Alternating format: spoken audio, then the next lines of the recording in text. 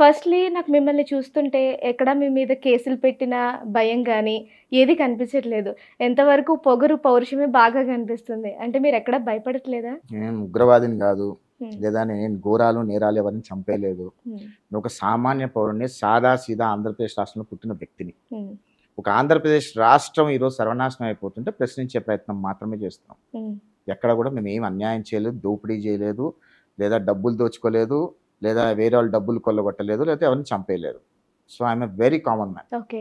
ఇదొకటి అనుకోవచ్చా? మీరసలు టీడీపీకి అభిమానా? లేకపోతే కార్యకర్తనా? లేకపోతే నేతనా? లేకపోతే ఒక సపోర్టరా? ఏమనుకోవచ్చు? చంద్రబాబు నాయుడు గారు పెట్టిన కాలేజెస్లో నేను చదువుకున్నా. చంద్రబాబు నాయుడు గారు తెచ్చిన కంపెనీలో ఉద్యోగం చేశా. ఈరోజు మేము ఈ రకంగా సెటిల్ అయ్యాము అంటే చంద్రబాబు నాయుడు గారి వల్లే. హ్మ్.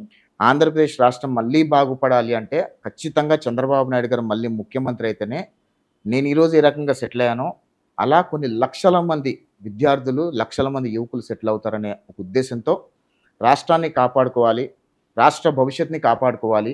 సో చంద్రబాబు నాయుడు గారు మళ్ళీ ముఖ్యమంత్రి అవ్వాలి అని చెప్పి రాష్ట్రానికి, అదేవిధంగా చంద్రబాబు నాయుడు గారి పార్టీకి గెలవడానికి హ్మ్. ఎంతో కొంత మా వంతు సాయం చేసే ప్రయత్నం చేస్తున్నాం. ఓకే. అంటే ఇప్పుడున్న ప్రభుత్వం వల్ల అది సాధ్యపడట్లేదంటారా? అంటే జగన్మోహన్ రెడ్డి గారు ముఖ్యమంత్రి అయిన తర్వాత ఆంధ్రప్రదేశ్ రాష్ట్రంలో పెట్టుబడులన్నీ వెనక్కి వెళ్ళిపోయాయి.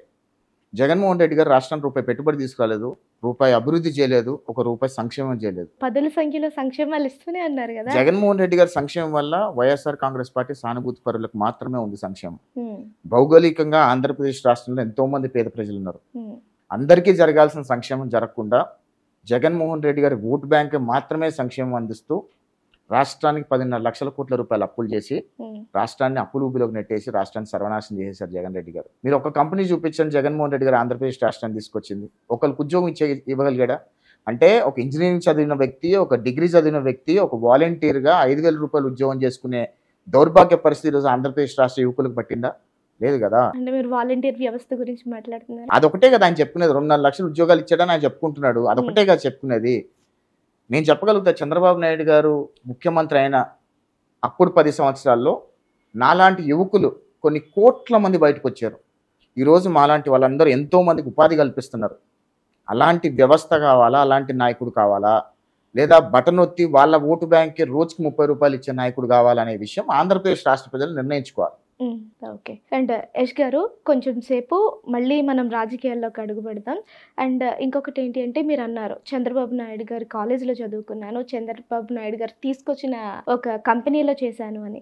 అసలు యష్ గారి పుట్టింది ఎక్కడ? ఆయన చరిత్ర ఏంటి అంటే ఏం చెప్తారు? నాది ఆంధ్రప్రదేశ్ అమ్మా. నేను పుట్టింది తెనాల్లో పుట్టాను. హ్మ్. సో తెనాల్లో పెరిగాను. హ్మ్. సో తెలంగాణలో చదువుకున్నాను.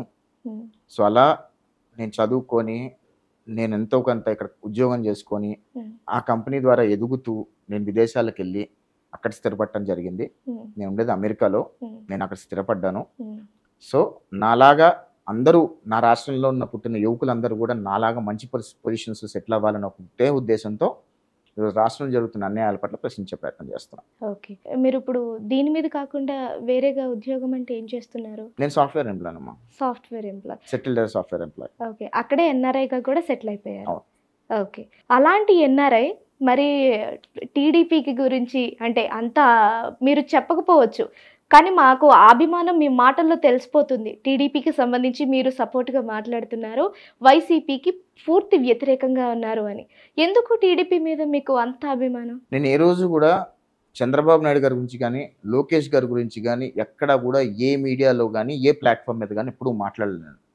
నేను మాట్లాడుతుందల్లా 2019లో జగన్మోహన్ రెడ్డి గారు గెలిచిన తర్వాత ఆయన తీసుకుంటున్న నిర్ణయాలు సరైన నిర్ణయాలు కాదు, ఆయన తీసుకుంటున్న నిర్ణయాలు ఆంధ్రప్రదేశ్ రాష్ట్రానికి ద్రోహం చేస్తున్నాయనే విషయం పట్లనే ప్రస్తావిస్తూ వచ్చాయి తప్పితే నేను ఎక్కడ కూడా అన్పార్లమెంటరీ లాంగ్వేజ్ ఎక్కడా మాట్లాడలేదు. జగన్మోహన్ రెడ్డి గారి నిర్ణయాల పట్ల ప్రస్తావిస్తున్నాను, ప్రజల్లోకి వెళ్తున్నాయి నేను ప్రశ్నించే ప్రశ్నలు అని ఈరోజు నా మీద కేసులు పెట్టి నా మీద పగబట్టడం జరిగింది జగన్మోహన్ రెడ్డి గారు. టీడీపీకి సపోర్ట్గా నేను చంద్రబాబు నాయుడు గారు చేసిన పని, ఆయన వల్ల నేను ఈరోజు ఇక్కడ ఉన్నా కాబట్టి ఎంతో కొంత నా వంతు ప్రయత్నంలో మళ్ళీ చంద్రబాబు నాయుడు గారు ముఖ్యమంత్రి కావాలి, తెలుగుదేశం పార్టీ అధికారంలోకి వస్తేనే రాష్ట్రం బాగుపడుతుంది అనే నమ్మకస్తుంది కాబట్టి చంద్రబాబు నాయుడు గారు మాలాంటి యువకులకు ఎంతో కొంత చేశారు కాబట్టి మా వంతు ప్రయత్నంగా ఆయనకి we have to give it back.